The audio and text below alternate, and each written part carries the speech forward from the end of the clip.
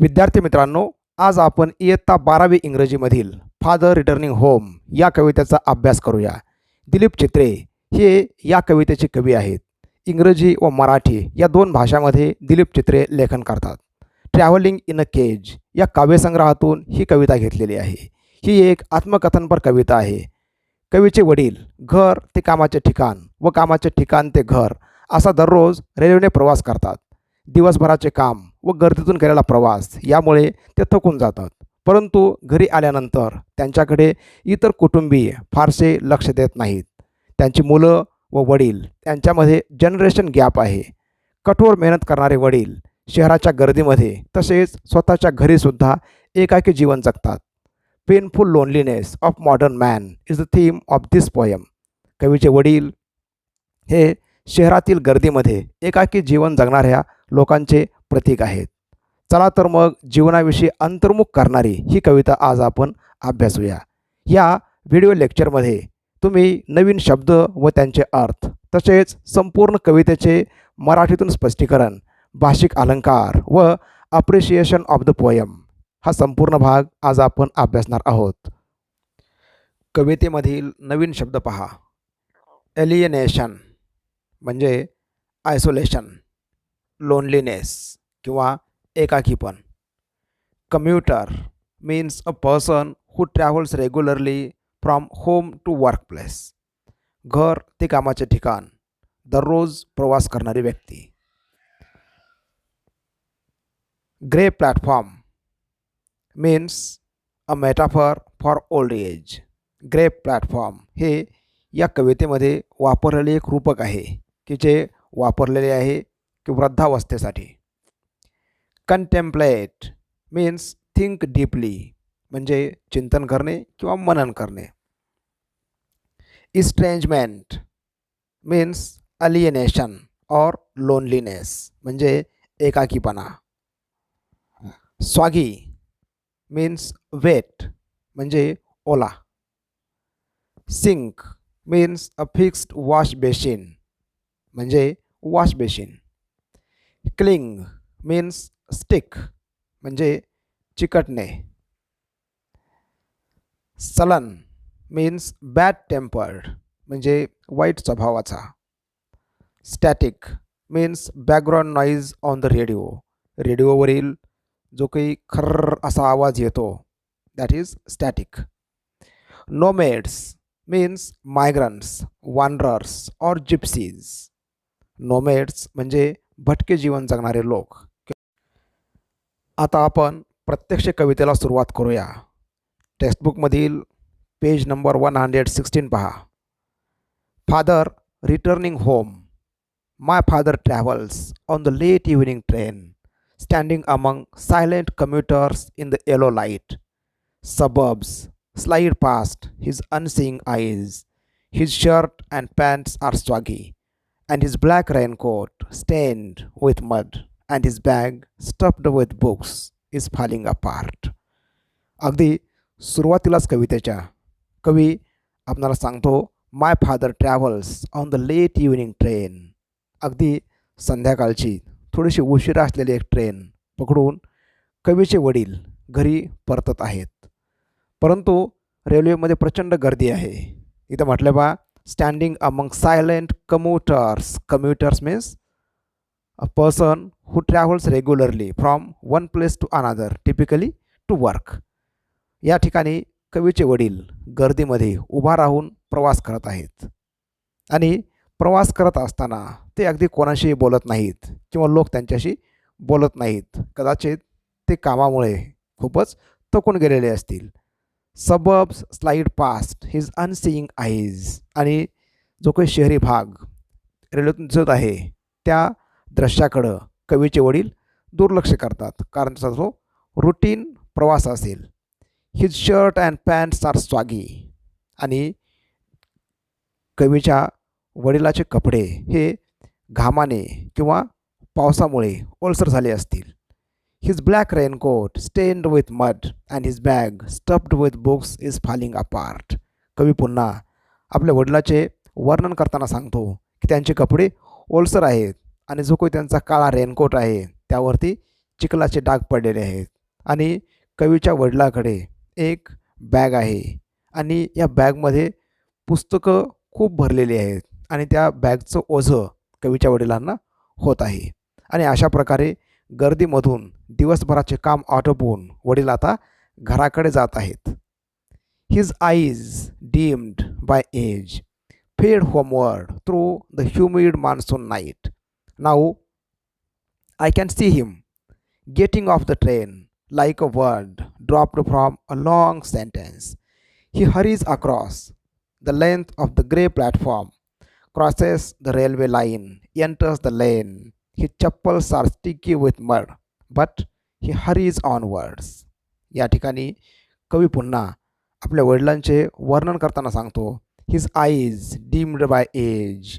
वयाच्या मानाने किंवा वाढत्या वयानुसार कवीच्या वडिलाच्या डोळ्याची दृष्टी दिवसेंदिवस कमी होत आहे आणि अगदी कवीचे वडील मुळीच फ्रेश नाहीत. इथं म्हटल्या शब्द फेड म्हणजे लूज फ्रेशनेस आणि अगदी थकून गेलेले कवीचे वडील त्या हे जे काही संध्याकाळचा प्रवास आहे तो प्रवास ते करत आहेत. Now I can see him getting off the train like a word dropped from a long sentence. आणि जेव्हा कवीचे वडील ट्रेनमधून उतरतात तेव्हा कवी अशी कल्पना करतो की एखाद्या लांबलचक वाक्यामधून एखादा अनावश्यक शब्द जशा प्रकारे काढून टाकावा तशा प्रकारे रेल्वेमधून कवीचे वडील उतरतात. म्हणजे कवीचे वडील ट्रेनमध्ये असले काय किंवा नसले काय याचा काहीही फरक पडत नाही. Now here the poet tells that the life of the father is not so important in the journey. आणि प्रवासामध्ये कवीच्या वडिलांना फारसं महत्त्व मुळीच नाही. तसं असतानासुद्धा पुढं म्हटलं पहा he hurries across the length of the grey platform.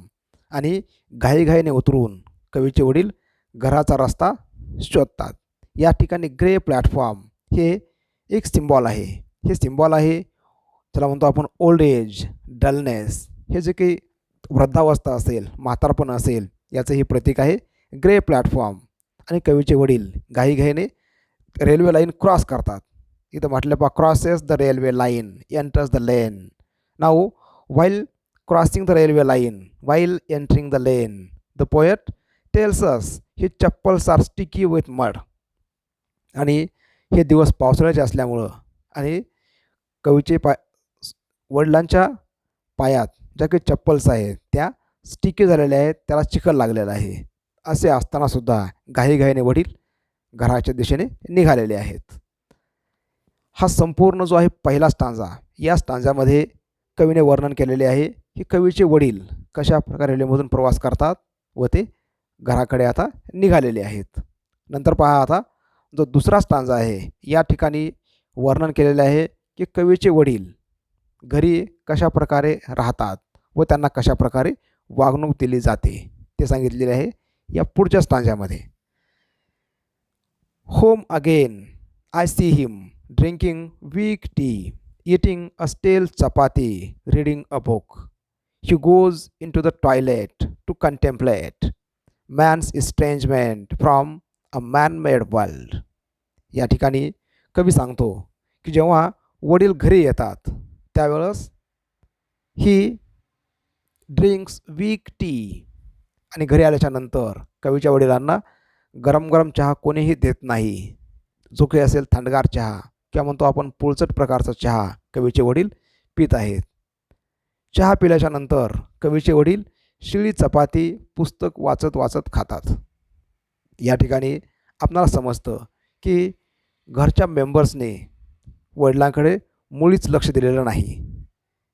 हे समजतं आपल्याला दोन ओळीवरून. I see him drinking weak tea eating a stale chapati reading a book. These lines show that the poet's father is completely ignored or neglected by the family members. He goes into the toilet to contemplate. Contemplate म्हणजे think deeply, चिंतन करणे, मनन करणे. कवीचे वडील टॉयलेटमध्ये जाऊन चिंतन करतात. कशाविषयी? man's estrangement from a man-made world. आणि हे जे काही माणसाचं एकाकीपण आहे की मानवनिर्मित जगामधलं माणसाचं एकाकीपण हे असं कसं आहे, किंवा स्वतःच्या जीवनामध्ये आपण एकटेच कसे आहोत, अशा प्रकारचं काहीतरी गंभीर विचार कवीचे वडील टॉयलेटमध्ये जाऊन करतात. Coming out he trembles at the sink. बाहेर आल्याच्या नंतर जे की वॉश बेसिन आहे त्यावरती हात धुत असताना कवीचे वडील थरथर कापतात. त्यांचं वय आता दिवसेंदिवस वाढत आहे आणि त्यांना अशा प्रकारची कष्टाची कामं किंवा प्रवास किंवा दगदग सहन होत नाही. म्हणून इथं कवी सांगतो, coming out he trembles at the sink, the cold water running over his brown hands, a few droplets cling to the greying hair on his wrists. आणि कवी सांगतो की वॉश बेसिनवरती हात धुत असताना जे काही फ्यू ड्रॉपलेट्स पाण्याचे काही थेंब वडिलांच्या जे काही म्हणतो आपण हातावरती आहेत. इथं म्हटलं पा ग्रेईंग हेअर, हे पुन्हा आणखी एक प्रतीक असेल की कवीच्या वडिलांचं वय वाढत आहे. Greying hair is symbol of old age. आणि अशा प्रकारे कवीचे वडील घरी आल्याच्या नंतरसुद्धा ते एकटेपणाने जगतात. त्यांच्याशी कुणीही गप्पा मारत नाही, त्यांची कुणीही फारशी विचारपूस करत नाही. पुढं कवी सांगतो पहा, his sullen children have often refused to share jokes and secrets with him. आणि sullen means bad tempered. The bad tempered children do not share their thoughts and ideas with the father. आणि जे काही मुलं आहेत ते वडिलांसोबत गप्पा गोष्टी करत नाहीत, किंवा ज्या काही आनंदाचे क्षण असतील किंवा जे काही दुःखाच्या गोष्टी असतील अशा प्रकारच्या कोणत्याच गोष्टी ते वडिलांसोबत शेअर करत नाहीत. या ठिकाणी आपण या दोन पिढ्यामध्ये जनरेशन गॅप पाहतो. He will now go to sleep listening to the static on the radio, dreaming of his ancestors and grandchildren, thinking of nomads entering a subcontinent through a narrow pass. शेवटी कवीचे वडील झोपण्यासाठी जात आहेत आणि झोपण्यापूर्वी ते radio ऐकण्याचा प्रयत्न करतात, परंतु जे की इच्छा त्यांची आहे मनोरंजनाची तीसुद्धा पूर्ण होत नाही. इथं कवी सांगतो पहा, लिसनिंग टू द स्टॅटिक म्हणजे जे काही रेडिओ सुरू असताना बॅकग्राऊंड आवाज येतो, तो आवाज खर्र असा आवाज असतो, त्याच म्हणतो आपण क्रॅकलिंग साऊंड. आणि अशा प्रकारे हा आवाज ऐकत ऐकत कवीचे वडील झोपी जातात आणि झोपीमध्ये त्यांना स्वप्न पडतात. स्वप्न कोणती पडतात? His ancestors and grandchildren. कवीच्या वडिलांना त्यांचा भूतकाळ तरी आठवतो किंवा त्यांचा ते विचार भविष्य तरी करतात, परंतु वर्तमानामध्ये ते अगदी दुःखी आहेत की त्यांचं जे काही दैनंदिन जीवन आहे ते खूपच कष्टाचं आहे, दुःखमय आहे आणि सोबतच ते एकाकीपणाचं अगदी कंटाळवाणं जीवन ते जगत आहेत. त्यांना वर्तमानामध्ये कोणताही रस नाही. म्हणून ते विचार करतात त्यांच्या पूर्वजांचा आणि ते विचार करतात नंतर पुढच्या पिढीचा, नातवाचा, पंतूचा वगैरे, grandchildren. Also the poet's father thinks of nomads entering a subcontinent through a narrow pass. आणि भारतीय उपखंडामध्ये कशा प्रकारे भटके लोक आले, कशा प्रकारे स्थिर झाले आणि नंतर छोटी छोटी गावं मोठमोठी होत गेली, मोठमोठी शहरं तयार झाली आणि या मोठमोठ्या शहरामध्ये कशा प्रकारे माणूस एकाकी होत गेला. People are living lonely life in crowded cities. This is the reality of modern life. आणि हे जे काही वास्तव आहे की शहरामध्ये किंवा मोठमोठ्या शहरामध्ये मेट्रोपॉलिटन सिटीजमध्ये लोक हे अगदी एकाकीपणाने जगत आहेत. आणि अशा प्रकारे कवीचे वडील हे या एकाकीपणाचे एक प्रतिनिधी आहेत किंवा एक सिम्बॉल आहेत. इथं ही कविता संपते. या कवितेवरून एक महत्त्वाचा संदेश तरुण पिढीला मिळतो. तो संदेश असा आहे की आपले आईवडील किंवा आजी आजोबा यांच्याकडे आपण दुर्लक्ष करून चालणार नाही. त्यांच्यासोबत आपण प्रेमाने वागलं पाहिजे, त्यांच्याशी बोललं पाहिजे, त्यांना एकाकीपणा वाटणार नाही याची आपण काळजी घेतली पाहिजे. Language style and poetic devices. कवितेची भाषाशैली व कवितेमध्ये आलेले अलंकार. The entire poem is written in very simple language. The poem is an example of free verse. कविता अगदी सोप्या भाषेमध्ये लिहिलेली आहे आणि आपली कविता हे एक उदाहरण आहे फ्री व्हर्स या प्रकारच्या काव्य प्रकाराचं. फ्री व्हर्स म्हणजे अशा प्रकारची कविता की ज्या ठिकाणी रायमिंग स्कीम किंवा रायमिंग वर्ड्स नसतात. कवितेमध्ये अनेक अलंकार वापरलेले आहेत. यातील काही अलंकार आपण पाहूया. सुरुवातीला पहा सिमिली.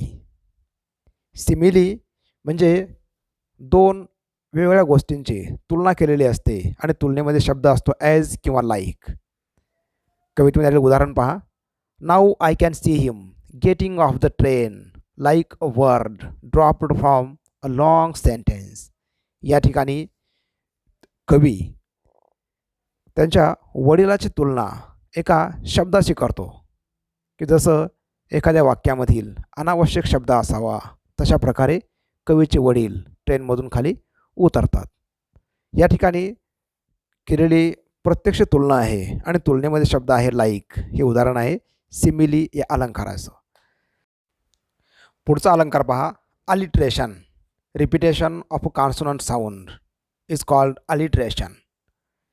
या ठिकाणी एखादा व्यंजन ध्वनी हा पुन्हा पुन्हा रिपीट होतो, विशेषतः शब्दाच्या सुरुवातीला. याचे उदाहरण पहा. सबब slide past his unseeing eyes. या ओळीमध्ये सबब स्लाइड स हा साऊंड दोन वेळेस येतो, म्हणजे हे उदाहरण आहे अलिट्रेशन या अलंकाराचं. ऑनोमोटोपोइया. ऑनोमोटोपोइया या फिगर ऑफ स्पीचमध्ये एखादा शब्दसमूह किंवा एखादा शब्द आपणाला एखादा आवाज दाखवतो किंवा आवाज दर्शवतो. उदाहरण पहा. Listening to the static on the radio.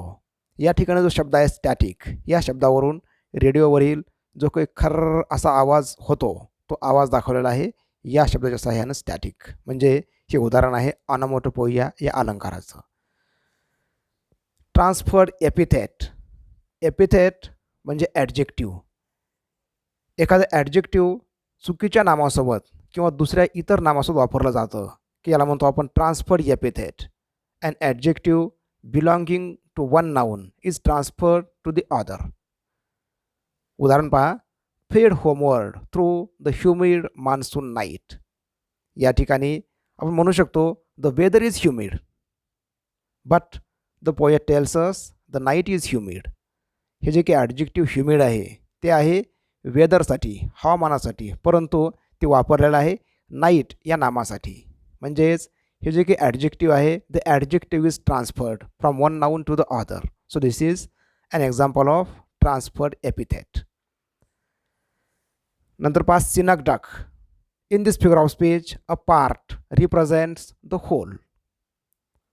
या ठिकाणी एखादा भाग म्हणजे संपूर्ण असं केलेलं वर्णन असतं. उदाहरण पहा. I see him drinking weak tea eating a stale chapati. या ठिकाणी स्टेल चपाती म्हणजे हे एक म्हणतो आपण stale chapati stands for stale food or stale diet. म्हणजे a part stands for the whole. या ठिकाणी हे उदाहरण असेल example of synecdoche. Appreciation of the poem. या ठिकाणी तुम्हाला एक दिलेला प्रश्न असतो. Write and appreciation of the poem with the help of following points. अशा प्रकारचा प्रश्न असतो आणि त्यापुढं तुम्हाला दिलेले 4-5 पॉईंट्स असतात. या पॉईंट्सच्या आधारे आपण इथं माहिती लिहिली पाहिजे. दिलेले पॉईंट्स पहा. About the poem, poet and title, the theme of the poem, the language and poetic devices, special features, message and morals in the poem, your opinion about the poem. या दिलेल्या 6 मुद्द्याच्या आधारे इथं आपण कवितेचं अप्रिशिएशन म्हणजेच कवितेचं रसग्रहण आपण लिहू शकू. आता याचे उत्तर पहा. About the poem, poet and title. Father returning home is a well non poem written by Dilip Chitre. He was a bilingual poet who wrote in Marathi and English. Father is the backbone of every family. This is an autobiographical poem. Here the poet describes his father's daily routine. नंतर पहा. Theme of the poem. In this poem, the poet depicts the father's dull, monotonous and pitiable daily routine.